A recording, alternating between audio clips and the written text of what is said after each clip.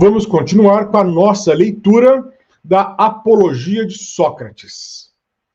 Então vamos lá. Alguém talvez pergunte: não te pejas, ó Sócrates, de te haveres dedicado a uma ocupação que te põe agora em risco de morrer? Eu lhe daria esta resposta justa. Estás enganado, homem, se pensas que um varão de algum préstimo deve pesar as possibilidades de vida e morte, em vez de considerar apenas este aspecto de seus atos, se o que faz é justo ou injusto, de homem de bril ou de covarde.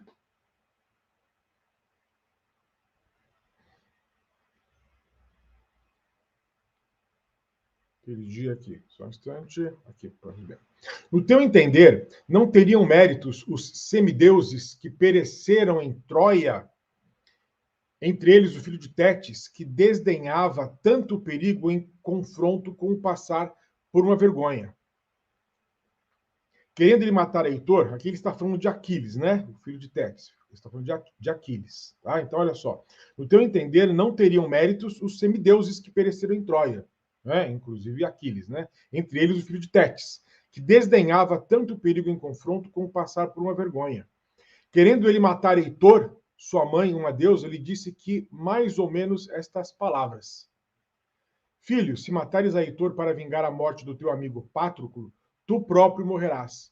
Pois, dizia ela, o teu destino te espera logo depois de Heitor. Ele, apesar de ouvir a advertência, fez pouco caso do perigo de morte e, porque temia muito mais viver com desonra, respondeu: Ficai, porém, certos de que é verdade o que eu dizia há pouco, que muita gente me ficou querendo mal, muito mal. O que me vai condenar, se eu for condenado, não é Meleto, nem Ânito, mas a calúnia e o rancor de tanta gente. É o que perdeu muitos outros homens de bem e ainda os há de perder, pois não é de esperar que pare em mim. Morra eu assim, que castigue o culpado, mas não fique por aqui, alvo de risos, junto das curvas naus, como um fardo da terra. Cuidas que ele se preocupou com o perigo de morte? A verdade, atenienses, é esta. Quando a gente toma uma posição, seja por considerar a melhor, seja porque tal foi a ordem do comandante, aí, na minha opinião, deve permanecer diante dos perigos, sem pesar o risco de morte ou qualquer outro, salvo o da desonra. Grave falta, atenienses, teria cometido eu que em Potideia, em Anfípolis e Délio, permaneci como qualquer outro, no posto designado pelos chefes por vós eleitos para me comandar, e ali enfrentei a morte. Se quando um Deus, como eu acreditava e admitia, me mandava, se quando um Deus, como eu acreditava e admitia, me mandava levar vida de filósofo, submetendo a provas a mim mesmo e aos outros, desertasse o meu posto por temor da morte ou de outro mal qualquer. Seria grave, então, deveras, com... Aqui tem um caractere que eu não sei o que é. Com justiça me haveriam trazido ao tribunal pelo crime de não crer nos deuses, pois teria desobedecido ao oráculo por temor da morte e supondo ser sábio sem que o fosse. A justificação de Sócrates. Com efeito, senhores, temer a morte é o mesmo que supor-se sábio quem não o é, porque é supor que sabe o que não sabe. Ninguém sabe o que é a morte, nem se porventura será para o maior, nem se porventura será para o homem o maior dos bens. Todos a temem, como se soubessem ser ela o maior dos males. A ignorância mais condenável não é essa de supor saber o que não sabe. É talvez nesse ponto, senhores, que difiro do comum dos homens.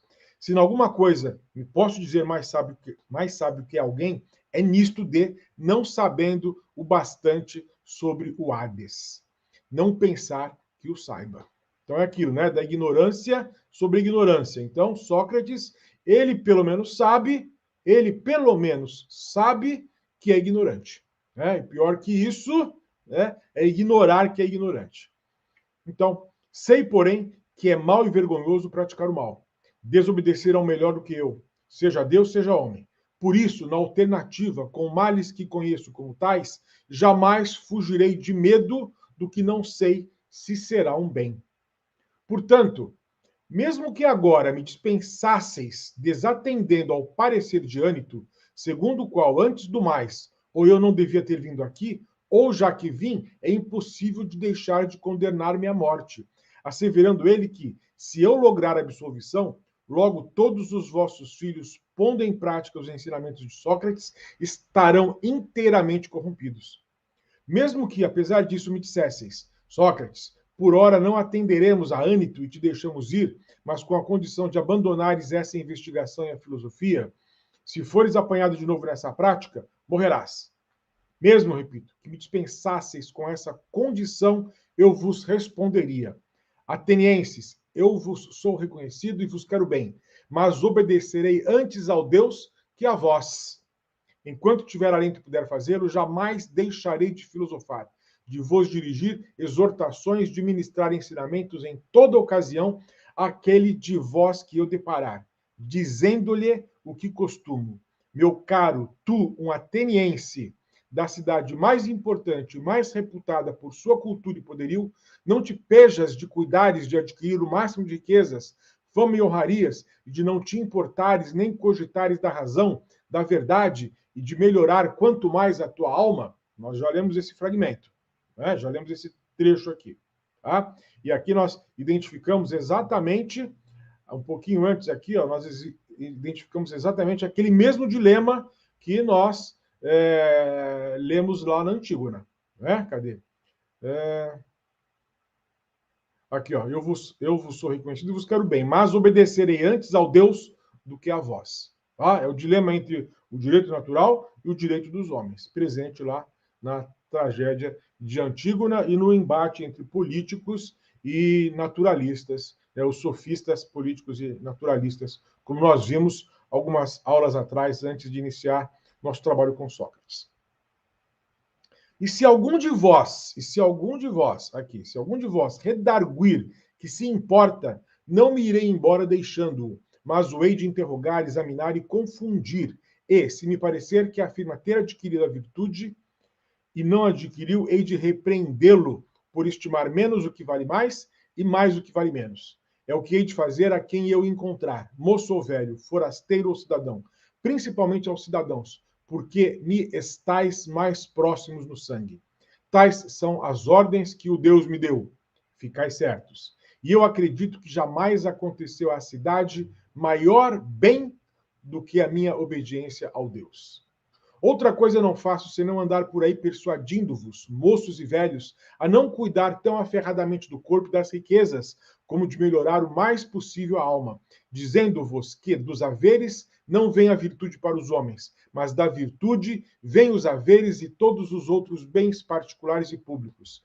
Se com esses discursos corrompo a mocidade, seriam nocivos esses preceitos. Se alguém afirmar que digo outras coisas e não essas, mente. Por tudo isso, atenienses, diria eu, quer atendais a ânito, quer não, quer me dispenseis, quer não, não hei de fazer outra coisa, ainda que tenha de morrer muitas vezes. Então, Sócrates aqui ele desafia o tribunal. Né? Ele está colocando, nós diríamos que ele está colocando o tribunal em xeque. Né? Está afirmando que o tribunal não pode fazer outra coisa senão condená-lo. Então, quem perderia mais com a condenação? Aqui também a gente pode fazer, até tentar entender aqui que haveria até uma espécie de falácia retrospectiva, talvez, né? Porque o diálogo é óbvio, o diálogo escrito por Platão é óbvio que foi escrito, foi redigido depois da morte de Sócrates. Né? Então, Platão já sabia, né, o resultado do julgamento. E é possível que o diálogo nem tenha se dado exatamente nesses termos, mas já seja também uma elaboração do próprio Platão. Né? O que simplesmente faz com que a coragem de Sócrates aqui seja realçada, né? Realçada. Mas isso a gente não vai saber nunca. Né? Quais foram as palavras literais de Sócrates na sua defesa, isso nós não saberemos nunca. Então, vamos lá. Não vos amotineis, atenienses, mantende o favor que vos pedi, não vos amotinando com o que digo, mas ouvindo-me. Acredito que ouvir-me vos será realmente proveitoso. Estou, é verdade, para dizer outras coisas que talvez vos façam gritar. Mas não façais isso de modo algum. Ficai certos de uma coisa: se me condenardes por ser eu, como digo, causareis a vós próprios maior dano que a mim. A mim dano algum podem causar Meleto e Ânito. Eles não têm forças para tanto. Não creio que os céus permitam que um homem melhor sofra danos de um pior. Eles podem sim mandar-me matar, exilar-me, privar-me dos direitos. Talvez eles e outros pensem que essas são grandes desgraças. Eu não. Eu penso que muito pior é fazer o que ele está fazendo, tentando a execução injusta de um homem. Aqui nós vemos, por trás dessas palavras, nós vemos aqui a profundidade do intelectualismo socrático. Né? Então, os acusadores de Sócrates estão no erro, né, por ignorância. Então, eles se encontram numa situação pior que a do próprio Sócrates, né, que é a situação da cegueira, né, e do erro e do vício provocados pelo não saber, que é o não saber de estar tentando executar um homem injustamente. Então, pior do que ser executado injustamente é condenar injustamente alguém inocente.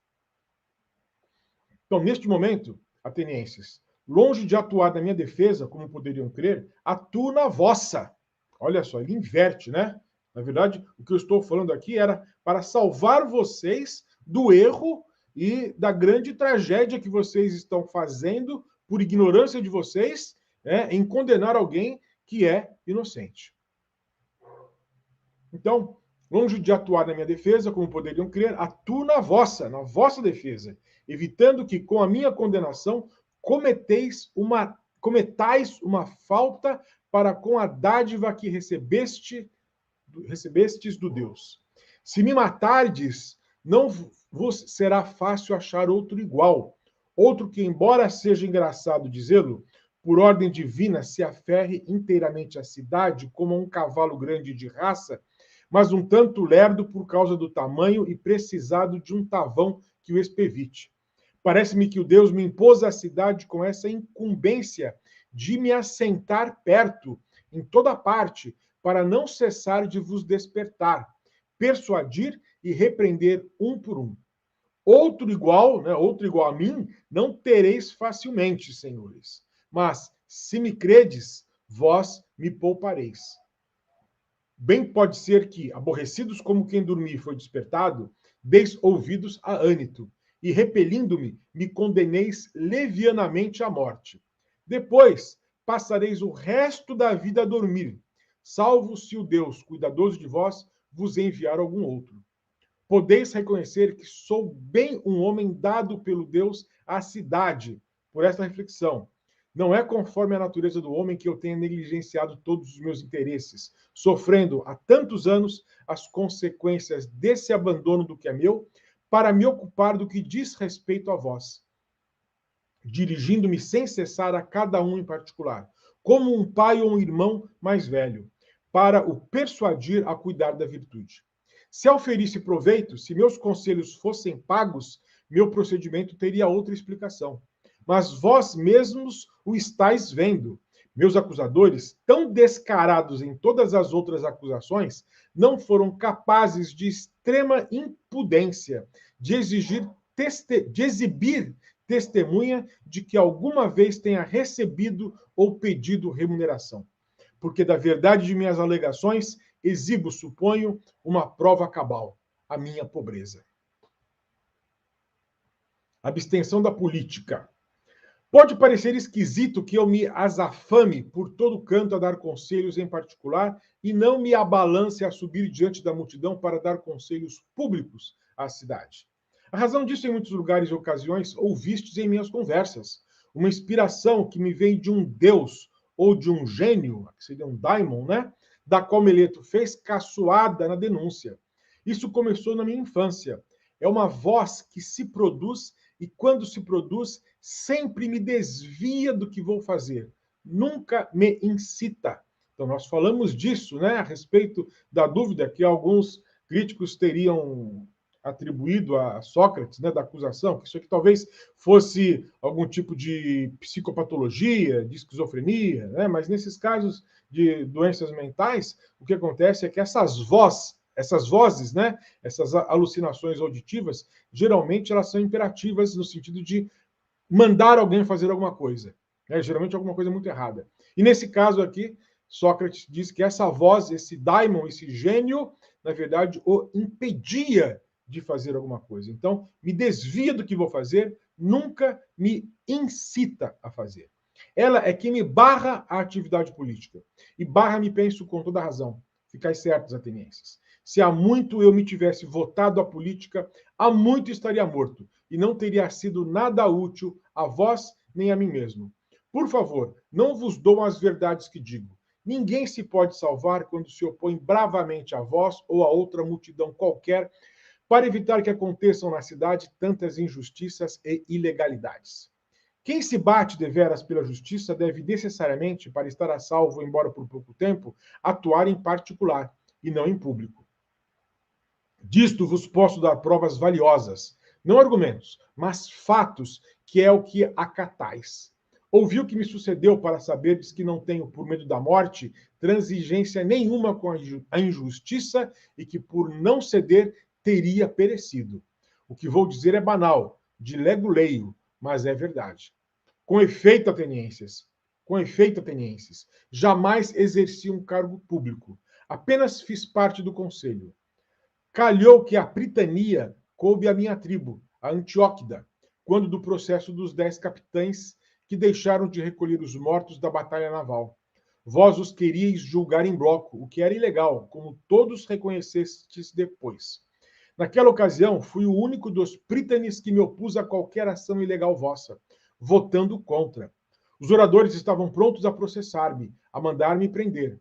Vós os incitáveis a isso aos brados.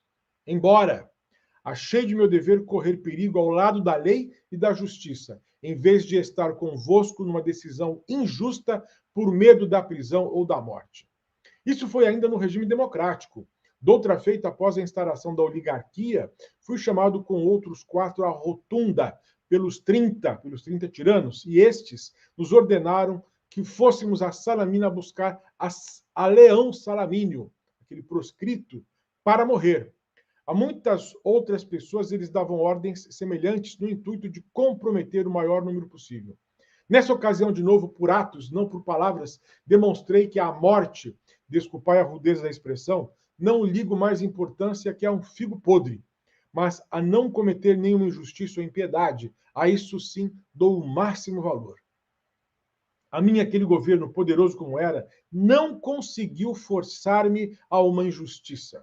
Ao deixarmos a rotunda, os 4 seguiram para a Salamina e trouxeram o leão. Mas eu voltei para casa. Bem podia ter morrido por isso, se aquele governo não tardasse a cair. Aqui tem um errinho aqui, mas foi isso que aconteceu. O governo caiu muito rapidamente. Há muitas testemunhas desses fatos. Pensais acaso que eu teria vivido tantos anos se houvesse tomado parte na política e, obrando como homem de bem, me houvesse batido pela justiça, dando a... Aqui deve faltar alguma coisa, deve estar faltando alguma coisa aqui.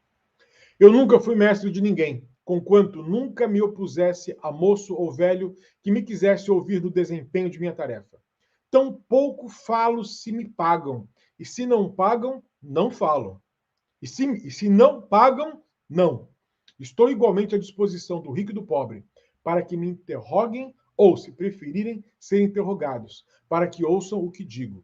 Se algum deles vira honesto ou não, não é justo que eu responda pelo que jamais prometi nem ensinei a ninguém.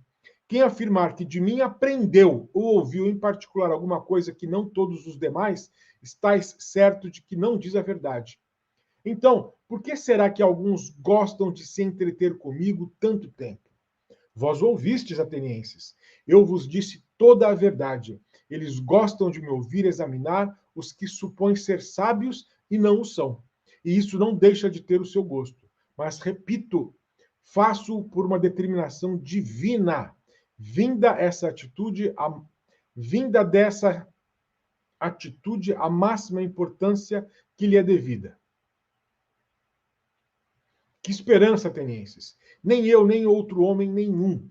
Pois bem, em toda a minha vida, em minha pouca intervenção nos negócios públicos, deixei patente que sou assim, como também sou assim nos negócios particulares, jamais assentindo com quem quer que seja, no que quer que seja, fora dos limites da justiça, principalmente com qualquer daqueles que os caluniadores chamam discípulos meus, não só através do oráculo, mas também de sonhos e de todas as vias pelas quais o homem recebe ordens dos deuses.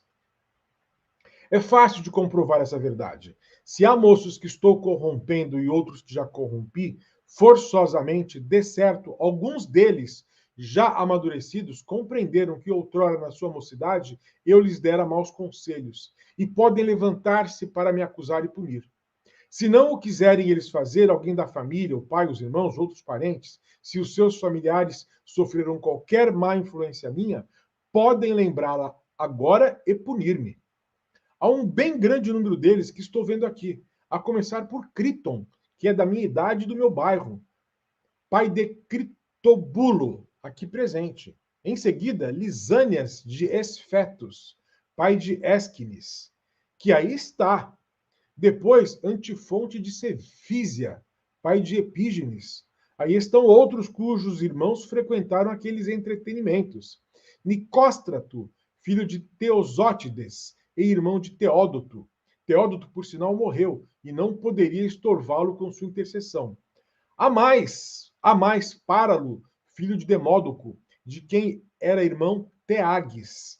Esse outro é Adimanto, filho de Aristão, de quem é irmão Platão, aqui presente. Então, aqui nós encontramos, né, Platão aqui, encontramos aqui o Ésquine. Então, são pessoas que serão consideradas que são efetivamente discípulos de Platão e que depois, inclusive, terão as suas escolas funcionando, né? Esse é Agantodoro, de quem é irmão Apolodoro, também presente. Posso citar muitas outras pessoas, umas das quais, de preferência, devia Meleto ter apresentado como testemunha da acusação. Se então se esqueceu, faça-o. Basta, senhores. O que eu poderia alegar em minha defesa é, em suma, isso mesmo e, quiçá, argumentos do mesmo gênero. Algum de vós talvez se indigne com a recordação do seu caso. Se ele próprio, às voltas com uma lide, embora menos grave que esta, teve de pedir, de suplicar aos juízes com lágrimas copiosas, de trazer para melhor movê-los à piedade os filhos, outros parentes, muitos amigos, ao passo que eu, não é? Não vou fazer nada disso, apesar de estar correndo, como posso imaginar, o extremo perigo. Pode ser que alguém com esse sentimento seja mais duro para comigo e raivoso do contraste. Pode ser que alguém com esse sentimento seja mais duro para comigo e raivoso do contraste, dê um voto de raiva. Se algum de vós estiver nesse caso, o que não creio, mas se estiver, eu me acharia no direito de lhe dizer: eu também, meu caro, não deixo de ter parentes. Como lá diz Homero agora, com minha licença, e diga se tem algum testemunho daquela natureza. Bem, ao contrário, senhores, achareis todos prontos a acudir-me a mim, o corruptor que faço mal a seus parentes, no dizer de Meleto e Ânito.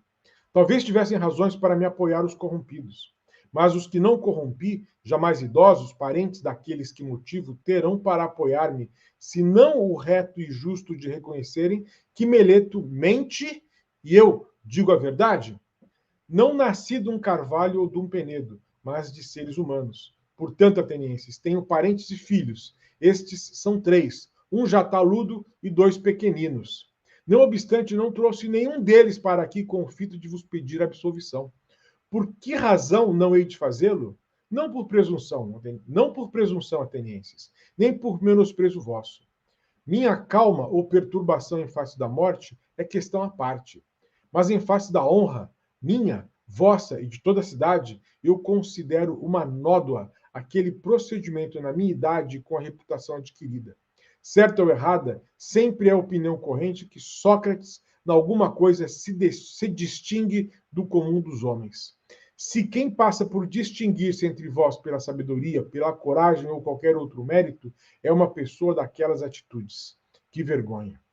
Como vi tantas vezes pessoas, embora tidas como homens de valor, fazer em juízo cenas de causar espanto, persuadidos de que seria um horror terem de morrer, como se houvessem de ser imortais se vós não os condenasseis à morte. Eles são, a meu ver, uma vergonha para a cidade, dando ao forasteiro a impressão de que os homens distinguidos entre os atenienses pelos seus merecimentos e escolhidos por eles para o governo e cargos honoríficos em nada diferem das mulheres. Nós que passamos, não importa como por ter algum valor, não devemos, atenienses, adotar aquele procedimento, nem deveis vós consentir nele, caso o adotemos, e sim mostrar-vos mais decididos a condenar quem, encenando desses dramas lamurientos, lança o ridículo sobre a cidade do que um de comportamento decente. Então, aqui Sócrates está falando daquelas pessoas que indiciadas, né, que estão sendo julgadas e correm o risco de serem condenadas à morte, e essas pessoas, ao se defenderem, fazem melodramas, chamam os filhos para chorar diante dos juízes, chamam a mulher para chorar, para implorar, pelo amor de Deus, não mate meu pai, ele é um homem bom, nós precisamos dele. Então, Sócrates está dizendo aqui que ele não vai passar por isso, né? Isso não é um comportamento decente, tá? Então, a parte da questão da honra, senhores, não me parece justo pedir e obter dos juízes a absolvição, em vez de informá-los e convencê-los. Então, ele não está querendo, ele não está querendo pedir a absolvição. Ele está querendo informar os juízes, convencer os juízes de que ele é inocente. Então, uma coisa é pedir a absolvição, outra coisa é convencer que eu sou inocente. O juiz não toma assento para dispensar o favor da justiça, mas para julgar. Ele não jurou favorecer a quem bem lhe pareça, mas julgar segundo as leis. Nós não vos devemos habituar ao perjúrio, nem vós deveis contrair esse vício. Seria impiedade vossa, seria impiedade nossa e vossa. Portanto, atenienses, não pretendais que eu pratique diante de vós o que não considero belo, nem justo, nem pio, sobretudo por Zeus, quando aí está Meleto acusando-me de impiedade. Evidentemente, se com a força de persuasão de minhas súplicas vos levasse ao perjúrio, eu vos estaria ensinando a não crer na existência dos deuses, e com tal defesa simplesmente me estaria acusando de não crer em deuses.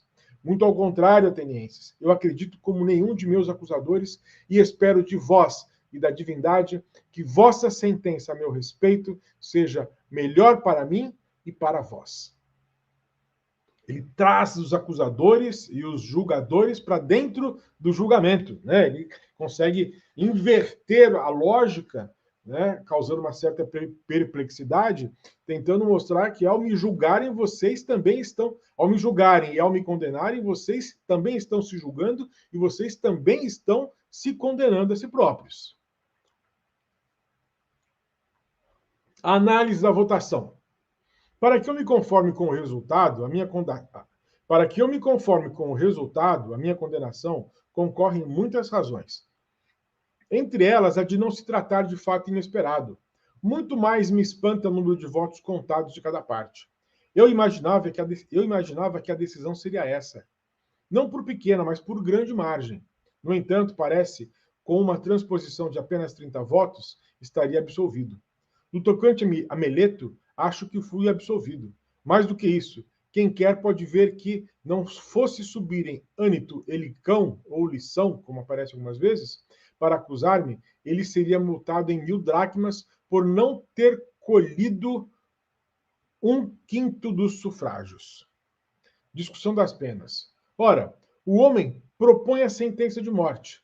Bem, e eu que pena vos hei de propor em troca, atenienses? Aqui mereço, não é claro? Qual será? Que sentença corporal ou pecuniária mereço eu, que entendi de não levar uma vida quieta?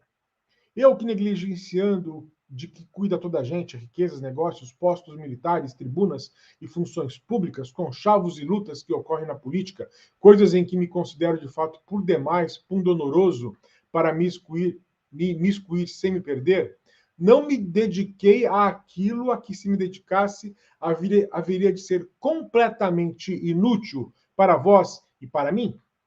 Eu que me entreguei à procura de cada um de vós em particular, a fim de proporcionar-lhe o que declaro o maior dos benefícios, tentando persuadir cada um de vós a cuidar menos do que é seu que de si próprio, para vir a ser quanto melhor e mais sensato, menos dos interesses do povo que do próprio povo, adotado o mesmo princípio nos demais cuidados? Que sentença mereço por ser assim? Algo de bom, atenienses, se há de ser a sentença verdadeiramente proporcionada ao mérito. Não só, mas algo de bom adequado à minha pessoa. O que é adequado a um benfeitor pobre que precisa de lazeres para vos viver exortando? Nada tão adequado a tal homem, atenienses, como ser sustentado no Pritanil. Muito mais do que a um de vós que haja vencido nas Olimpíadas, uma corrida de cavalos, de bigas ou de quadrigas. Esse vos dá a impressão da felicidade. Eu, a felicidade. Ele não carece de sustento. Eu careço. Se, pois, cumpre que me sentenciem com justiça e em proporção ao mérito, eu proponho o sustento no Pritanil. Então ele está invertendo, né? Olha, eu, na verdade, está invertendo, está sendo completamente irônico, está sendo sarcástico. Eu, na verdade, não mereço ser morto, eu mereço ser sustentado por vocês, eu mereço ser sustentado pela cidade. Tamanha é a importância de tudo aquilo que eu faço, tamanha é a importância daquilo que eu realizo e que eu ensino para vocês aqui em Atenas. Então ele está sendo irônico, sendo sarcástico. Assim, é difícil de escapar, né? Vai ser difícil de escapar jogando esse jogo. Dizendo isso, pode parecer, como foi a respeito das lamúrias e súplicas, que falo presunçosamente. Exato, exatamente isso, né? Aí fica parecendo presunção. Mas, de fato, no fim das contas, é ironia. É a ironia que faz parte do diálogo socrático. Não é assim, atenienses, mas é que estou convencido de que não faço mal a ninguém por querer, mas não consigo convencer-vos disso. E que conversamos durante pouco tempo. Se fosse norma entre vós, como em outros povos, não decidir um processo capital num só dia, mas em muitos, suponho que vos teria convencido. Infelizmente, não é fácil em tempo exíguo escoimar-se de calúnias tão fortes. Convencido, portanto, de que não faço mal a ninguém, muito menos o farei a mim próprio, não direi eu próprio contra mim que mereça mal algum, nem proporei pena alguma. Que posso temer? Sofrer a pena proposta por Meleto, que declaro ignorar-se a um bem, sofrer a pena proposta por Meleto, que declaro ignorar-se a um bem ou se a um mal, hei de preferir e propor em troca uma daquelas que sei que são males, porventura a prisão. Para que hei de viver na cadeia escravizado ao comando sempre reformado dos 11? Ou uma multa permanecendo preso até pagá-la toda? Daria na mesma, pois, como disse há pouco, não tenho bens com que pagar. Proporei então o desterro, a que possivelmente me sentenciaríeis. Muito amor à vida deveria eu ter para ficar tão estúpido que não compreendesse que se vós, sendo meus concidadãos, não pudestes aturar minhas conversas e assuntos tão importunos e odiosos para vós, que neste momento estáis procurando livrar deles, outros hão de aturá-los melhor. Se vocês aqui não me aguentam, outros, fora da cidade, irão me aturar melhor do que vocês me aturam. Que esperança, atenienses. Então, de novo, nós temos aqui uma ironia, né? Por que eu vou pedir para vocês me banirem se outras pessoas vão ter que aguentar a mesma coisa que vocês estão aguentando, da minha parte? Bela vida seria a minha se homem da minha idade partisse daqui para viver expulso de cidade em cidade. Estou certo de que, aonde quer que eu vá, os moços virão ouvir, como aqui. Se os repelir, eles mesmos darão ouvidos aos mais velhos para me expulsar. Se não os repelir, hão de expulsar-me por causa deles, seus pais e parentes. Pode alguém perguntar, mas não serás capaz, ó Sócrates, de nos deixar e viver calado e quieto? De nada eu convenceria alguns dentre vós mais dificilmente do que disso. Se vos disser que assim desobedeceria o Deus, e por isso impossível é a vida quieta, não me dareis fé, pensando que é ironia.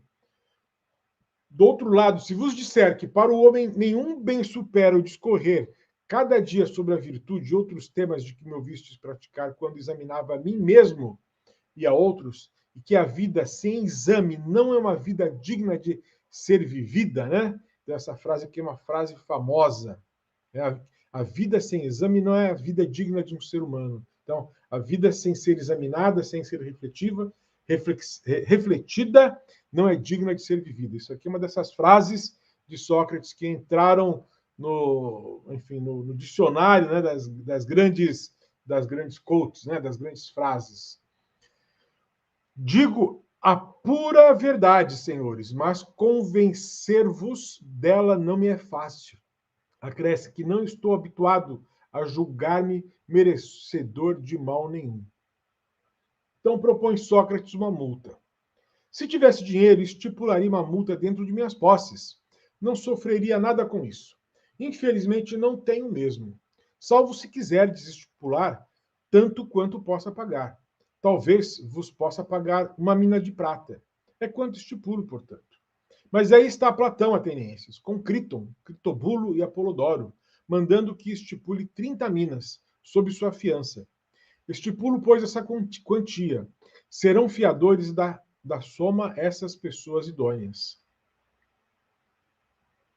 Aos que condenaram, por não ter desesperado mais um pouco, atenienses, aqueles que desejarem injuriar a cidade vos lançarão a fama e a acusação de haver desmatado Sócrates, um sábio. Sim, dir-me-ão, sábio, embora não seja os que vos querem malsinar. Se aguardasseis mais algum tempo, a natureza mesma satisfaria a vossa vontade. Bem vedes a minha idade, já distante da vida e próxima da morte.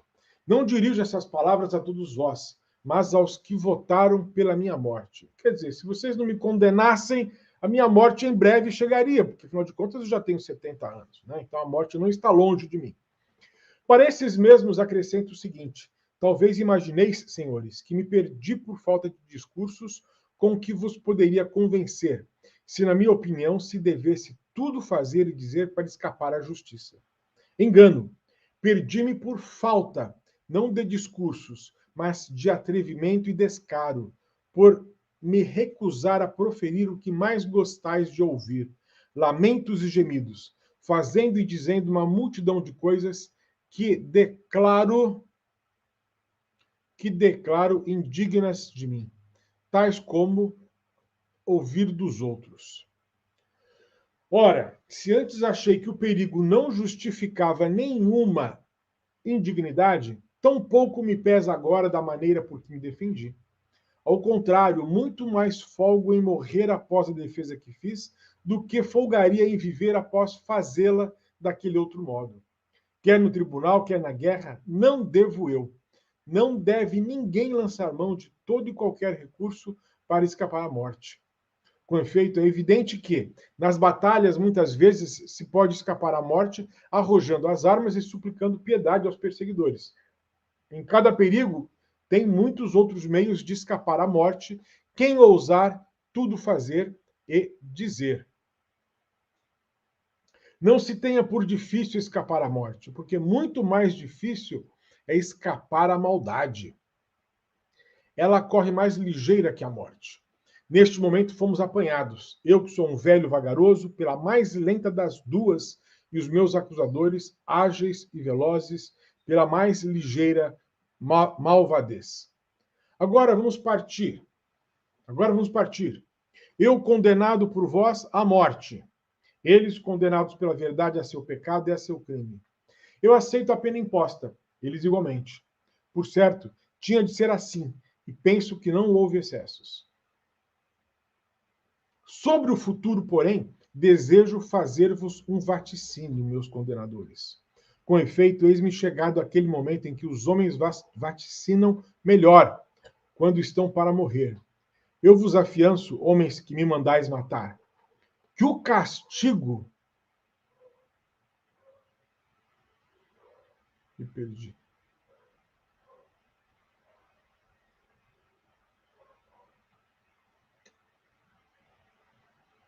Eu vos afianço, homens que me mandais matar,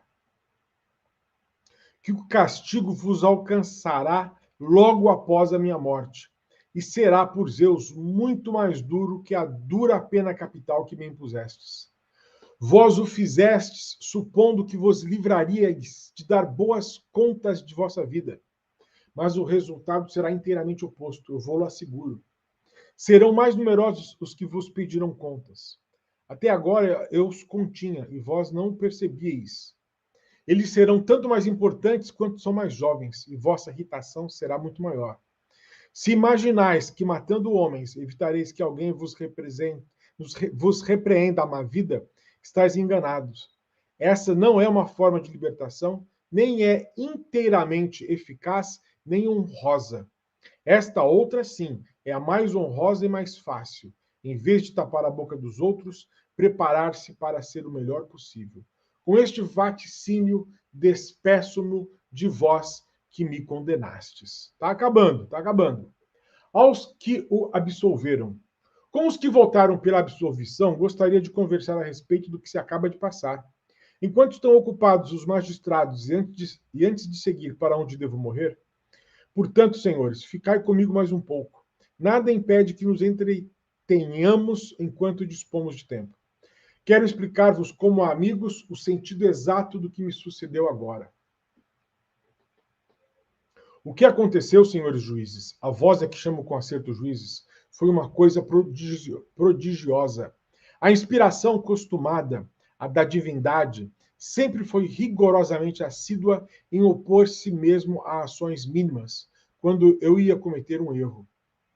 Porém, agora acaba de suceder-me o que vós estáis vendo, o que se poderia considerar, e há quem o faça como o maior dos males.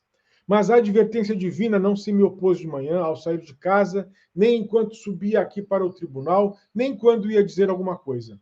No entanto, quantas vezes ela me conteve em meio de outros discursos. Mas hoje não se me opôs nenhuma vez no decorrer do julgamento em nenhuma ação ou palavra. A que devo atribuir isso? Vou dizer-vos. É bem possível que seja um bem para mim o que aconteceu, e não é forçoso que acertemos quantos pensamos que a morte é um mal.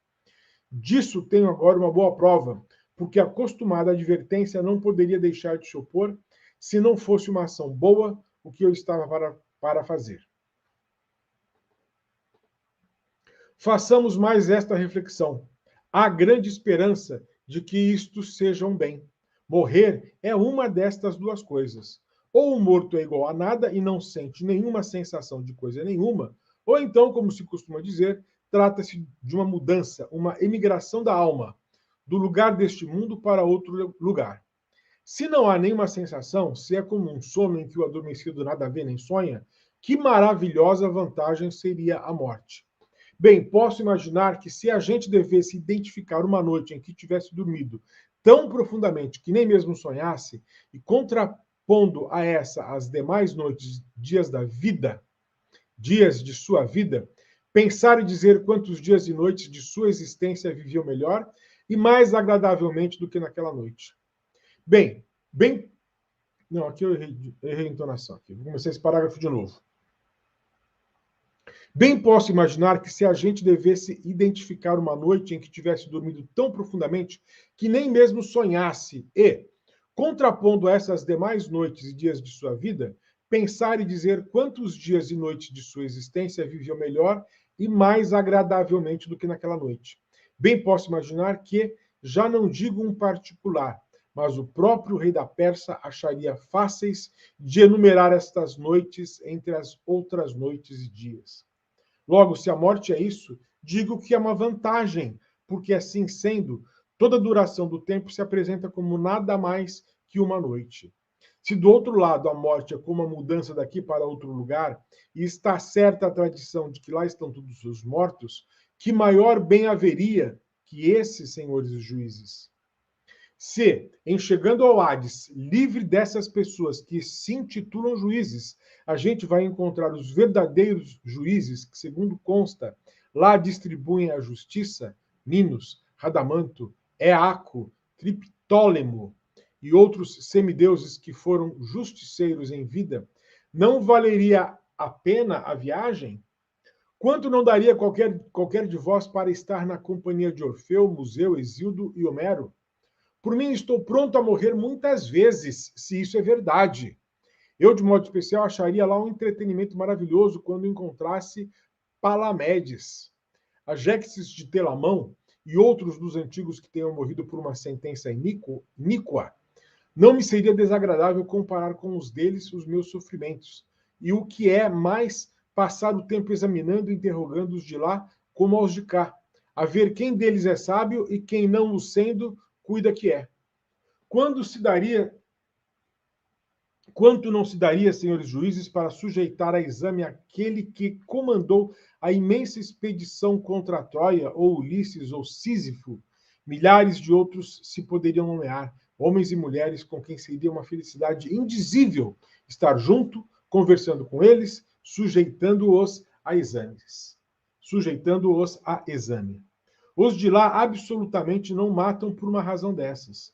Os de lá são mais felizes que os de cá, entre outros motivos, por serem imortais pelo resto do tempo, se a tradição está certa. Vós também, senhores juízes, deveis bem esperar da morte e considerar particularmente esta verdade. Não há para o homem bom nenhum mal, não há para o homem bom nenhum mal, quer na vida, quer na morte. E os deuses não descuidam do seu destino. O meu não é efeito do acaso. Vejo claramente que era melhor para mim morrer agora e ficar livre de fadigas, porque isso é que a advertência nada me impediu. Não me insurjo absolutamente contra os que votaram contra mim ou me acusaram. Verdade é que não me acusaram e condenaram com esse modo de pensar, mas na suposição de que me causavam dano. Nisso merecem censura. Contudo, só tenho um pedido que lhes faça.